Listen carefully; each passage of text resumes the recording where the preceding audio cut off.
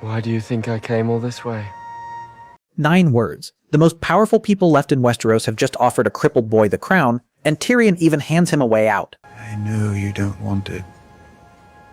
I know you don't care about power. And the boy says, "Why do you think I came all this way?" Everyone in that room heard a quiet boy reluctantly accepting a job he never asked for. Watch it again. That's not acceptance. That's a confession. Because the Bran Stark you've been sold is the boring one, the useless Stark who did nothing for 8 seasons and somehow got handed a kingdom. But the boy everyone wrote off as powerless ended up sitting on top of all of it. This whole journey had a destination, one he'd seen coming from the very start.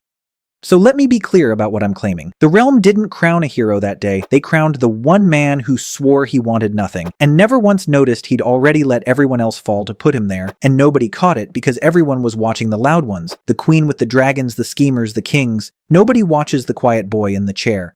But this isn't a theory with no teeth. I found 5 moments where Bran could have stopped a tragedy with a single sentence, or already had his fingerprints on one, and chose silence every time. 5. Once you line them up, you can't unsee the pattern. Let's count them. But to understand any of it, you have to go back to the very first thing Bran Stark ever does on this show. He climbs. Episode 1. A boy scaling the walls of Winterfell, higher than he should because climbing is the one place he feels free. And up there, he sees something he was never meant to see. A queen and her brother, tangled together. Jaime Lannister looks at this boy and says, Quite the little climber, aren't you? How old are you, boy? 10. Things I do for love. and he throws him off the tower. Here's what everyone takes from that scene. The fall ended the climber. The boy who reached too high brought down. But it didn't end him. It taught him.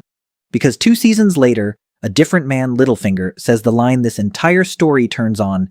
When I thwarted your plan to give Sansa Stark to the Tyrells, I'm going to be honest, I did feel an unmistakable sense of... He says it in an episode literally called The Climb. Littlefinger climbed that ladder his whole life, clawing, scheming, reaching for the next rung, and it killed him. Bran heard the same words and drew the opposite conclusion. You don't climb the ladder. In a world tearing itself apart, you stand perfectly still, and you let everyone above you fall off it, one rung at a time. Keep that image in your head, because every tragedy you're about to see is a rung. Moment 1. Jab ye wo si over mein aayege is BKSB moment wale. Before the first rung, you have to understand who's standing at the bottom of this ladder, because it isn't Bran Stark. Not anymore. There's a scene in Season 7 that everyone remembers and nobody really hears. Mira Reed, the girl who dragged him through the snow for years, who lost her brother getting him to that cave, comes to say goodbye, and she's hurting. She says, My brother died for you. Hodor and Summer died for you. I almost died for you. And he just looks at her and he says, I'm not, really, not anymore. I remember what it felt like to be Brandon Stark, but I remember so much else now. I'm not really. Not anymore. I remember what it felt like to be Brandon Stark. You died in that cave, she tells him, and here's the thing, she's right. Now, the popular read on this is tragedy. Poor Bran. The powers broke him, hollowed out the sweet kid we met in episode 1. But listen to what he's really telling you. He's not saying he's wounded. He's saying he's gone. The boy is dead, and something else is using his memories. Think about how strange that is. We spend the whole show terrified of the obvious monsters, and the one being who openly admits he's no longer human, we file under boring. And this is the part everyone misses. If this thing shed a boy's warmth, a boy's loyalty, a boy's mercy, then it shed a boy's wanting too. It doesn't crave a throne the way a man craves one. It doesn't crave anything. And that should terrify you more than any villain who ever sat on the Iron Throne. Because every monster in this story had a desire you could use against them. Cersei loved her children. Littlefinger wanted Sansa. Daenerys wanted to be loved. You could bargain with them. You could threaten them. You could predict them. You can't do any of that with something that wants nothing. So while everyone kept waiting for Bran to come home, for the boy to wake up and feel something, they missed it completely. Something came back from beyond that wall wearing his face. Something that wanted nothing, and therefore feared nothing. And the very first thing it did with all of human history loaded into its head wasn't to reach for power, it was to wait, to pick the exact right moment to hand someone a secret that would crack 2 armies in half. So watch what it does with the biggest secret in the world. Moment 2. The weaponized secret Bran knew something nobody else on Earth knew. Jon Snow was never a bastard. He was the son of Rhaegar Targaryen and Lyanna Stark. the true-born heir to the Iron Throne, the one fact that could unravel everything, and in the Season 8 premiere, Bran finally moves on it. But watch how. He doesn't tell Jon himself. He turns to Samwell Tarly and says, "He's never been a bastard. He's the heir to the Iron Throne. He needs to know. We need to tell him." And then the tell. No one knows. No one but me. So the most explosive secret in Westeros, and Bran has been sitting on it, holding it. And now, on the eve of the largest battle the world has ever seen, with Jon and Daenerys finally united, finally in love, finally pulling their armies into one, now he decides it's time for it to come out. Think about the timing. Not before they fell in love, when it might have been just a strange fact. Not after the war, when the dead were dealt with. Now. The exact moment that truth does the most damage possible. It shatters Jon's whole sense of who he is. It cracks the one alliance holding the living together. And it plants the first seed of Daenerys' fear that the man she loves has a better claim than she does, the fear that 4 episodes later helps burn a city to the ground. And this is what everyone gets wrong when they call Bran passive. He didn't raise a sword, he didn't raise his voice, he has no army, no allies, no power in the way this world measures power. He has exactly one weapon. He knows things. And he gets to choose the moment you find out. Let me put it plainly. Picture a table full of players in a high-stakes game. Now picture one man who sees every hand at that table and never shows his own. That man isn't playing the game. He's deciding who wins it. That's Bran, not a player. The house. He didn't even deliver the blow himself. He handed the knife to Sam, a grieving man Daenerys had just made an enemy of, and let him carry it to Jon. Clean hands, no fingerprints. Everyone else in this story laid their cards on the table, face up, and played them one by one. Bran saw the entire deck from the start. He just dealt it out, one card at a time, exactly when each one would hurt the most. And if a secret can be a weapon, ask yourself what an execution is. Because there's one death this passive boy had his hands all over, and almost nobody counts it. Moment 3. The one death he engineered. The death is Littlefinger's. Peter Baelish, the man who started the entire war. The schemer who whispered Westeros into chaos for 20 years and walked away clean every time. The best player at the table. And Bran erases him without ever leaving his chair. It starts in Season 7. Littlefinger, doing what Littlefinger always does, comes to Bran with a gift, the Valyrian steel dagger, the very blade an assassin once used to try to kill Bran in his coma. He's fishing, trying to read the boy, find the angle, work him like he's worked everyone else, and Bran just looks at him and says 3 words, "Chaos is a ladder." Now, if you don't catch it, that line means nothing, but Littlefinger catches it, because those are his words. His private philosophy, spoken in secret to Varys years earlier, in a room Bran was never in. And in that moment, you can watch the blood drain from Littlefinger's face, because the master manipulator has just realized the truth. This boy sees everything. Every whisper, every betrayal, everything Littlefinger thought was buried. There's no angle to play on someone who already knows all of it. That's the warning shot. The kill comes later. At Littlefinger's trial, Sansa lists his crimes, and he does what he's done his whole life. He talks. He denies. He says no one in that room saw what happened, so there's no case. He's about to wriggle free. He always wriggles free. And then Bran speaks. Calmly, he tells the room that Littlefinger held a knife to their father's throat. And then he delivers the line, Littlefinger's own words, the ones he said the night he betrayed Ned Stark. "I did warn you not to trust me." The most dangerous man in Westeros opens his mouth to talk his way out, and has nothing left to say. Moments later, Arya cuts his throat with his own dagger. Look at the method. He doesn't accuse, he doesn't argue, he just produces the truth from his perfect memory and lets it fall on Littlefinger like a blade. And both times, the warning and the kill, he ends the man with his own words. That's not justice. That's a craftsman. And this is where it gets cold. Littlefinger spent his entire life climbing the ladder of chaos, reaching, grabbing, stepping on every body he could. Bran handed him his own ladder line, then sat perfectly still and watched him fall off it. The student didn't beat the teacher. The boy who stopped climbing outlasted the man who never could. So we know one thing for certain now. Bran can reach into the game when he chooses to. He can end a life without lifting a finger, which makes the next thing he did so much darker. Because the next time thousands of lives hung in the balance, the strongest piece on the board watched the threat circle the battlefield and did nothing. Moment 4. The night he chose to do nothing. This is the Battle of Winterfell. The long night. The dead are coming for everyone, and specifically for Bran.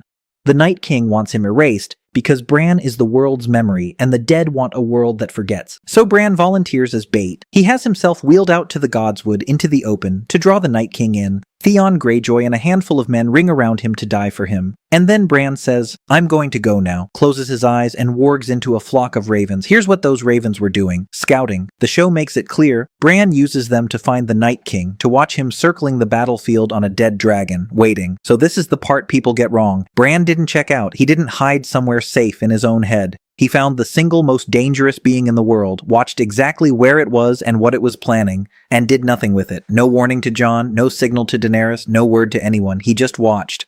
And while the strongest being in the world sat there with white eyes, Theon, broken, trying to earn back a scrap of his soul, charged the Night King and died on it.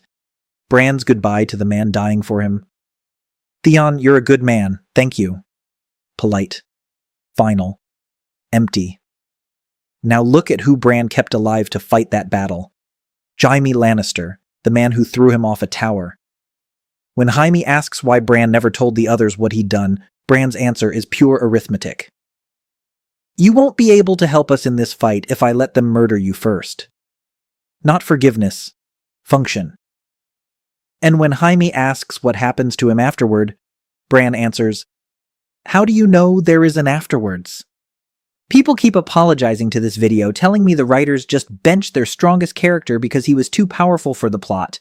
Maybe. But here's what's strange about that. The very first scene George R.R. Martin ever wrote for this entire saga was Bran's. And he told the showrunners from the beginning how it ends, with Bran on the throne. The story opens on this boy and ends with him crowned. So when the one character who can see everything sits perfectly still in the most important moment, maybe that's not a plot hole. Maybe that's the whole point. The most powerful man alive spent the longest night as a flock of birds, watching a dead dragon circle the field, and he never said a word about what he saw, which brings us to the fire that emptied the throne, for him. Moment 5. The fire he let burn King's Landing, the most powerful city in the world. Daenerys Targaryen, broken by grief and isolation and the secret Bran set loose, climbs onto her dragon and burns it to the ground. Tens of thousands of people, soldiers, mothers, children, turn to ash in an afternoon. Then Jon, the man she loved, puts a knife in her heart. And just like that, every single person standing between Bran Stark and the Iron Throne is gone. Think about who's left when the smoke clears. A mad queen, dead. A broken hero, exiled. A burned capital with an empty throne. And rolling quietly into the room, the one man who swore, over and over, that he could never be lord of anything. Every rival removed by a tragedy. And here's the question that should haunt you. Bran can see. He saw the Tower of Joy from across decades. He watched the children of the forest make the Night King thousands of years before he was born. He knew Jaime was on the King's Road before Jaime arrived. The man's whole power is knowing what's coming. So did he know what Daenerys would become? Picture it. The all-seeing man pulls Jon aside one quiet moment and says 7 words. If she learns the truth, she burns everything. That's all it would take. A warning. He could have phrased it 1,000 ways to a dozen different people. Instead, he handed Jon's secret to Sam to light the fuse, and then said nothing, to no one, while a city full of children burned. He didn't cause the fire, he just declined with perfect foresight to put it out. Read that back. The most informed being alive watched the worst atrocity in Westerosi history assemble itself frame by frame and let it happen. When the ash settled, his path to the throne was clear. Now, and this is where it gets truly unsettling, the show wants you to believe Bran can only watch, that he's a passive camera pointed at history. But the books are not so sure. In the novels, Bran reaches into a memory of his father and insists, "But he heard me."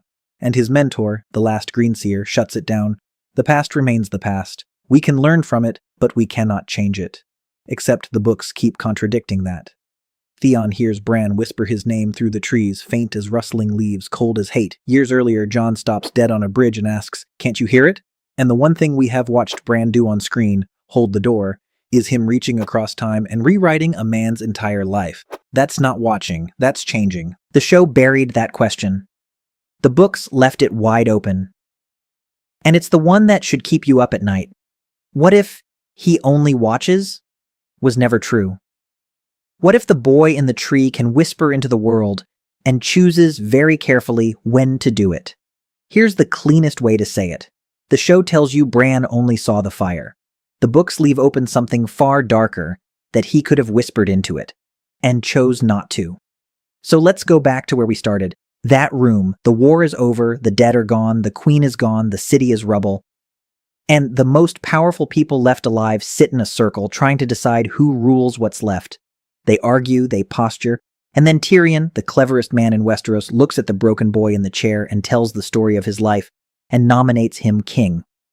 Now watch Bran in this moment. This is the boy who told Sansa he could never be Lord of Winterfell, who told Tyrion, plainly, that he didn't want to rule anything, didn't want anything at all. So when Tyrion turns to him and says, "I know you don't want it, I know you don't care about power, but if we choose you, will you wear the crown?"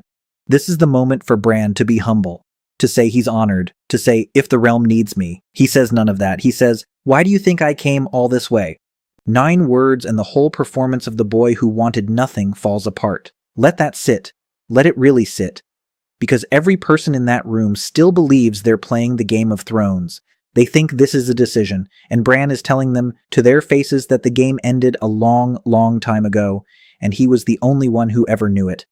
The crippled boy didn't survive his way to that chair. He didn't stumble to the top by luck. He had a destination, and he just admitted it out loud. This is the part that gets me. Across 8 seasons, every single character was confused, or desperate, or terrified, or grasping. Every one of them. Except him. Bran was never any of those things, because Bran had already seen the ending.